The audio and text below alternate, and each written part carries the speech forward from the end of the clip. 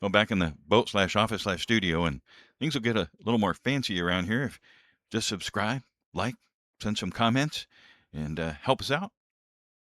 And we'll be able to afford to hire some folks and get some real production value going. But that being said, LOOPTAH, loopta.com. Come subscribe to the podcast. Got a new show that is dropping today at 4:30 p.m. Pacific. Wanted to mention a Fox News article I read where he said he finally went to a Grateful Dead show, and I fell for the clickbait because I thought, well, the Grateful Dead aren't touring, but I think this person missed the point. He kind of likened it to a religion and the Grateful Deadheads of old.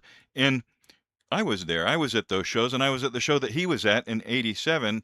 And I'm wondering if he was with Fox News, if he was part of the people that tore down the fence, because Irvine Meadows wouldn't have the Dead back after that. It was kind of turned out to be not how the Grateful Dead were, because normally the Deadheads were respectful of the scene, and they didn't try to break in or didn't bust things up.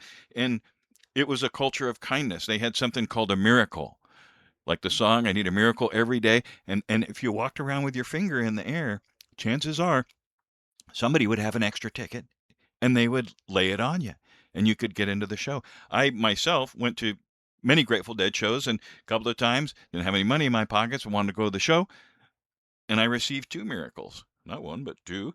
And I was able to give a miracle. Had an extra ticket in my pocket and somebody needed a miracle, and I gave it out. But it was a culture of kindness, a culture of empathy, and people just did it because it was the right thing to do, not because it was a religion, because they had to follow some creed. It was just a bunch of people getting together that cared about each other, period.